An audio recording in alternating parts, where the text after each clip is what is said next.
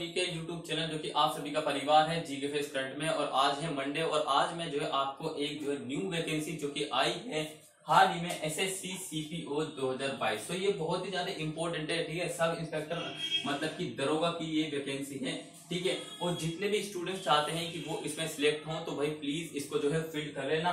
और साथ ही इसमें मैं आपको पूरा प्रोसेस बताने वाला हूँ कि क्या वैकेंसी है, किस किस के बारे में है, ठीक है। और ये जो वैकेंसी है इस वैकेंसी को जो है 2 पार्ट्स में बांटा गया है, ठीक है। ध्यान रखना इस जो वैकेंसी को एसएससी सीपीओ को 2 पार्ट में बांटा गया है, तो इसको ध्यान रखना। और जो टोटल नंबर ऑफ वैकेंसी जो है इसकी कितनी है 4300, मतलब कि 4300 इसकी वैकेंसी है, ठीक है। सो इसको भर देना। और चलिए हम स्टार्ट कर लेते हैं हम अपनी क्लास को, जो कि इसके बारे में हमें डिस्कस करना। सो देखिए सबसे पहले जो है SSC CPO 2022 staff selection commission central police organisation 2022, इसमें जो है इसे 2 मतलब की वैकेंसी जारी की है। कौन कौन सी है? एक तो है एसएससी एसआई, मतलब कि एसएससी की एसआई जो कि दिल्ली पुलिस की है। किसकी? ये जो है डीपी जो कि दिल्ली पुलिस की है। सो बहुत से लोग इसमें इंटरेस्टेड होते हैं इसको भरने के लिए। सो फर्स्ट वन हम इसको डिस्कस करेंगे। और दूसरी जो है सीएपीएफ, मतलब कि सेंट्रल आर्म पुलिस फोर्स, जो कि हमारे अर्धसैनिक बल होते हैं, इनके बारे में देखिए। ये 2 वैकेंसी जो एसएससी सीपीओ 2022 के द्वारा यहाँ पे आई हैं, ठीक है, हाल ही में आई है, इसके बारे में हम डिस्कस करेंगे। सो देखिए क्या है ये जो एसएससी है, ठीक है, एसआई दिल्ली पुलिस की जो सब इंस्पेक्टर है दरोगा वाली, यहाँ पर जो है मतलब कि कितनी वैकेंसी दी गई है फीमेल कैंडिडेट की 228। सो 228 है किसकी? मेल कैंडिडेट की। और फीमेल को कितनी दी गई है 112। सो ये नंबर ऑफ जो वैकेंसी इनको आपने ध्यान रखना है। वहीं अब हमारी ये तो दिल्ली पुलिस की हमने डिस्कस कर लिए।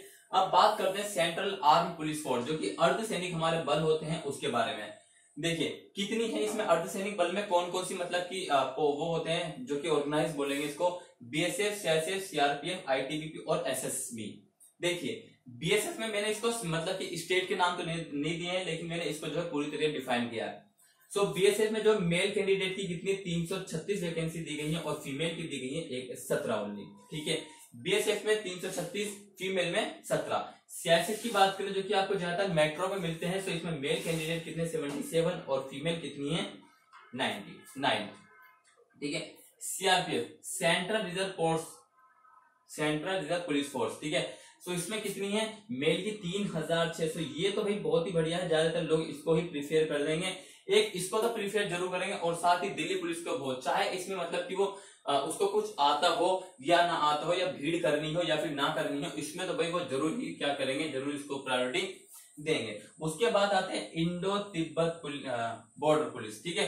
तो ये है आईटीबीपी, इसमें मेल कैंडिडेट कितने 162 हैं और फीमेल कितने हैं 29, ठीक है। सो 29 फीमेल को यहाँ पे अपॉर्चुनिटी है और जो आईटीबीपी में जो मेल है उसमें 162 है।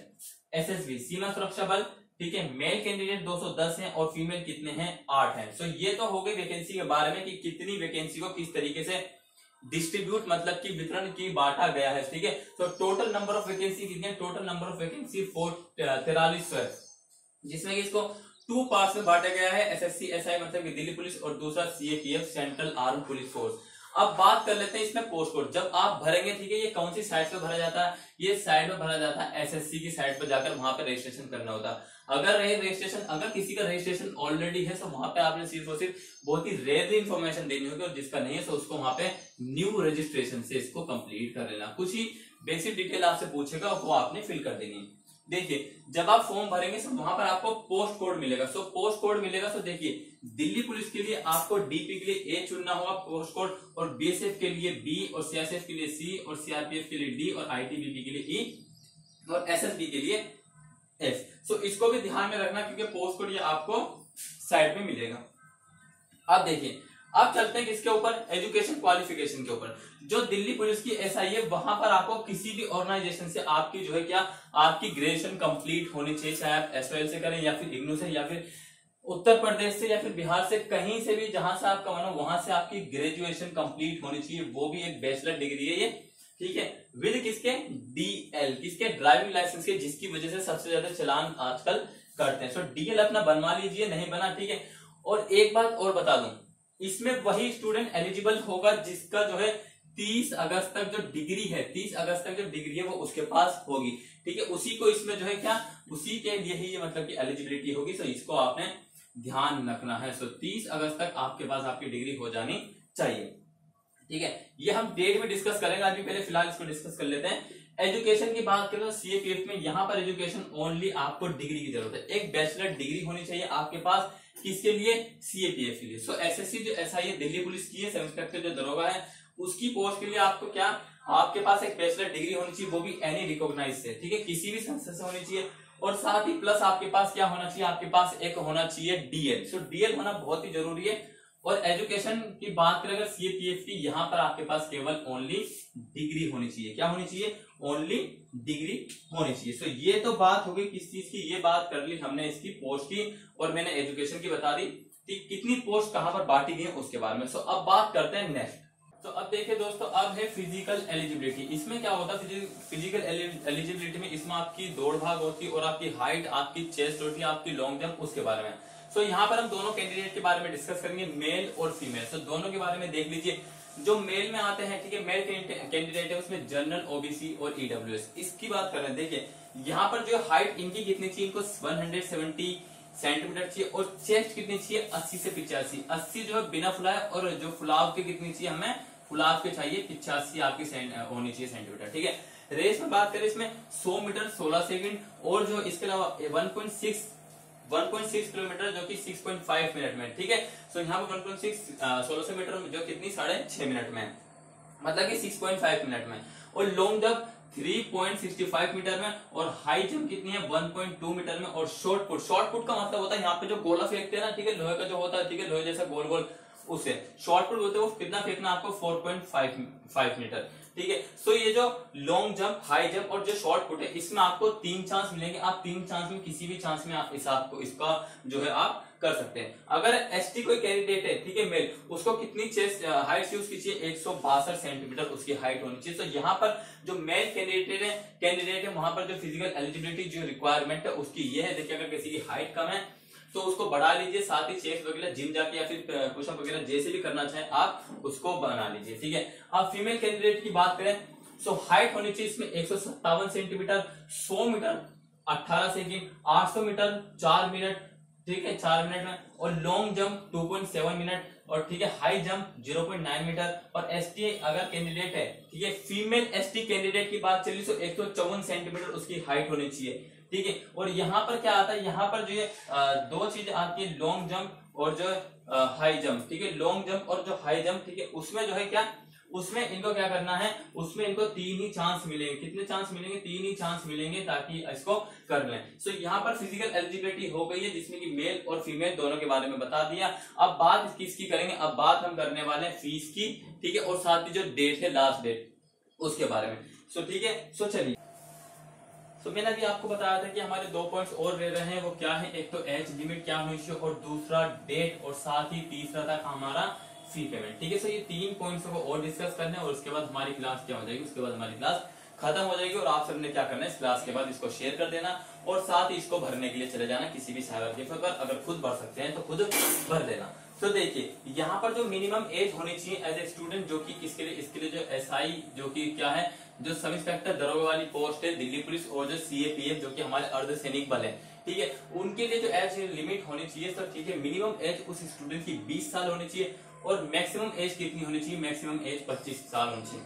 और यहाँ पर एक बात काफी बार ये हमें सताती है, ये हमें बताते, ये हम जानना चाहते हैं कि एज रिलैक्सेशन ये क्या होता है, ये एज रिलैक्सेशन क्या होता है। यहाँ पर क्या होता है, जो डिपार्टमेंट कैंडिडेट है, मतलब कि डिपार्टमेंट कैंडिडेट जो उसमें कांस्टेबल के पद पे, किसके, कांस्टेबल के जो पद पर होते हैं, ठीक है, जो कांस्टेबल के पद पर जो मतलब कि होते हैं, सो उनके लिए जो अगर वो जनरल है, अगर वो जनरल कैंडिडेट है और वो भरता तो उसके लिए 30 साल होगी, कितनी 30 साल होगी, और ओबीसी के लिए 33 साल होगी, और एससी एसटी के लिए 35 साल होगी। तो ये थी एज लिमिट, मतलब कि एज रिलैक्सेशन जिसमें कि उसको राहत मिलती है, ठीक है। अब देखिए डेट की बात करते हैं। सो 10 अगस्त से 30 अगस्त इसके बीच में कभी भी भर सकते हैं, लेकिन कोशिश ये करें जैसी ही वैकेंसी है उसको तुरंत भर दो, क्योंकि साइड का कुछ नहीं पता, ठीक है, क्योंकि साइड का कुछ नहीं पता कब इशू आ जाए, कोई नहीं जानता, क्योंकि टेक्निकल है इसलिए। फी पेमेंट देखिए, जनरल ओबीसी ईडब्ल्यूएस इन सभी की जो है फी पेमेंट बराबर है कितनी, 100 रुपए है, कितनी है, 100 रुपए। इसके अलावा कौन कौन बचते हैं, ऑल कैंडिडेट कौन कौन बचे, एक तो बचे एससी बचे, ST बचे, और कौन बचे, और जो है हमारी मतलब की फीमेल जो महिला या फिर मतलब की गर्ल्स हैं वो बची। चाहे गर्ल्स OBC हो या जनरल हो या फिर EWS या फिर SC ST में, उन सभी के लिए जो है इन इस वाली कैंडिडेट जो कैटेगरी के लोग हैं इनके लिए कितनी 0 फीस है। सो ये तो आपको समझ में आ गया है। और अब आपने क्या करना है, इसको अगर आपको समझ में आया है तो सबसे पहले इसको भर लीजिए, ठीक है। प्लीज रिक्वेस्ट है, क्योंकि बहुत ही बढ़िया वैकेंसी है। क्योंकि बढ़िया इसलिए क्योंकि 4300 वैकेंसी आई है। कितनी आई है? 4300 वैकेंसी आई है। और सबसे ज्यादा मैंने आपको किसमें बताई थी? सबसे ज्यादा 3006 जो बताई थी CRPF में बताई थी। कितनी? CRPF में बताई थी। लेकिन ज्यादातर स्टूडेंट्स किसको भरेंगे, प्रीफेयर किसको देते हैं? ज्यादातर स्टूडेंट्स प्रीफेयर देते हैं अपनी दिल्ली पुलिस, देश की राजधानी दिल्ली पुलिस के लिए ही देते हैं। सो ये हमारी थी आज की जो इंपॉर्टेंट इंफॉर्मेशन जो कि मैंने आपको बता दी है। अगर आपको कोई भी डाउट हो इसके रिगार्डिंग तो आप जो है कमेंट सेक्शन में कमेंट करके बता दें। देखिए एक विद्यार्थी की पहचान क्या होती है, जो शिक्षित होता है उसकी सबसे पहले जो पहचान होती है कि उसको जो है क्वेश्चंस करना आना चाहिए। अगर आप मतलब कि पढ़ लिख लिए, ठीक है, अगर आपकी शिक्षा आपको ये भी नहीं सिखाती कि अगर आपको क्वेश्चंस नहीं करना आना तो वो आपकी फिजूल है। क्वेश्चंस जरूर करिए, अपने डाउट्स को क्लियर जरूर करिए। आधा अधूरा ज्ञान जो है बिल्कुल ही हानिकारक होता है, हानिकारक पूरी तरीके से होता है, ठीक है। अगर कोई भी डाउट्स हो तो उसमें क्या करना है, कमेंट सेक्शन में आपने कमेंट करके बता देना है, आपको आंसर मिल जाएगा। सो मिलेंगे इसी तरीके की क्लास के साथ। अगर नेक्स्ट जैसी वैकेंसी आएगी उसके बारे में आप डिस्कस कर देंगे। और फिलहाल आपने क्या करना है, इसको चैनल को सब्सक्राइब कर देना और साथ ही शेयर कर देना। और जिसको शेयर कर उसको बोले कि शेयर कर दें, ठीक है। लाइक डिसलाइक कुछ भी कर सकते हैं, बेल आइकन प्रेस कर लेना। और इसके अलावा अगर मॉर्निंग से लेकर अब तक की जितनी भी क्लासेस डली है उनको नहीं देखा तो उनको वॉच कर लीजिए, ठीक है। और 9K स्टडी पे जो न्यू करंट अफेयर का क्लास चालू कर दिया है, ठीक है, जिसमें कि टॉप 10 जो न्यूज है उसको हम कवर करते हैं, ठीक है। सो बहुत सारा मटेरियल हो गया। अब देखिए ज्यादा पढ़ने से कुछ नहीं हो रहा, सिर्फ और सिर्फ क्या करना है, जो एग्जाम की अप्रोच क्या है, इसकी एग्जाम की डिमांड क्या है, एग्जाम की डिमांड पर हमेशा काम करिए। किसकी? एग्जाम की डिमांड पर हमेशा काम करिए, तभी जो है एग्जाम क्रैक होगा, ठीक है। ज्यादा पढ़ने से कुछ नहीं होता कि किताबें ला रहे हैं घर भर रहा है, ठीक है। सो मिलेंगे नेक्स्ट क्लास में, तब तक के लिए till then take care, all the best. और हाँ, सभी को जो है स्वतंत्र दिवस की हार्दिक शुभकामनाएं।